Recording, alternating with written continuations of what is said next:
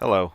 In this video we'll be going over some of the features of Square that you should be familiar with before using the DeliLabel app. We're assuming that you have a basic working knowledge of Square and that your Square account is mostly set up. If you need detailed help with Square, please use the official Square documentation and support material. Let's start in our items catalog. Here we're selling items by two different measurements. We're either selling by the item, which is marked here by each, or by weight, which is marked here by pounds. Let's look at an item that we're selling by the item. You see these fields here at the top containing information about the item. We have name, category, and description. DeliLabel is going to pull these fields in and use them to populate the item catalog in the DeliLabel app. It's also going to pull in this primary image and the location. It's important to keep in mind that these fields need to be short enough to fit on whatever label you're trying to use. So if you have a problem where the description is not being written properly on the label, it might be because it's too long.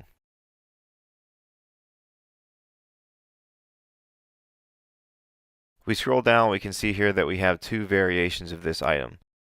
Variations should be used to sell different quantities of the same item. It should not be used for different kinds of items. So here we have a slice of this type of cake and the whole cake.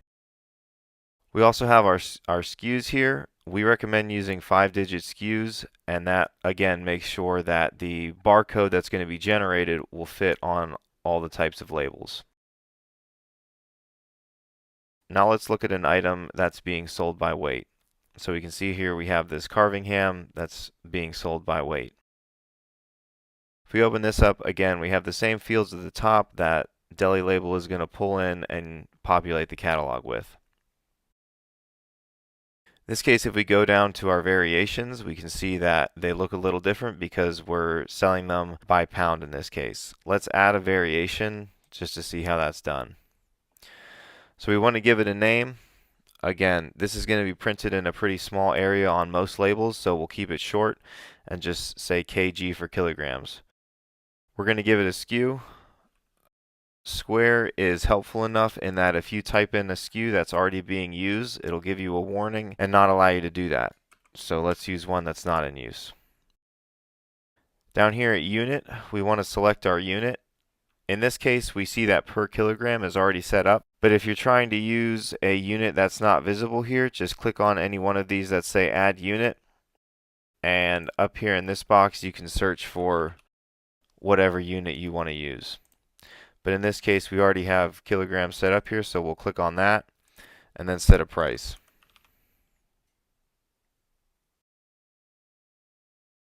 Once we've done that, this item is set up to sell in either pounds or kilograms, and both of those will get pulled into the DeliLabel app, and the user will have the option to select between those when printing a label for the item.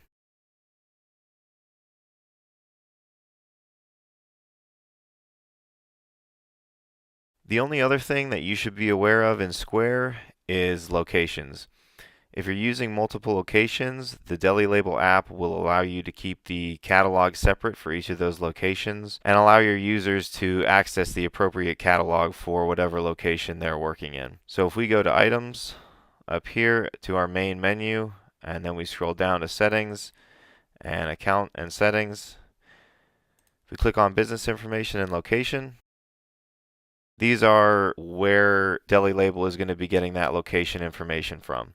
So if you ever want to add a location, you can do that here. Or if you need to edit some of that location information, this is where it's done as well. This concludes our tutorial on the Square information you should know before using DeliLabel. If you have any questions still, please feel free to reach out to us, and thank you for watching.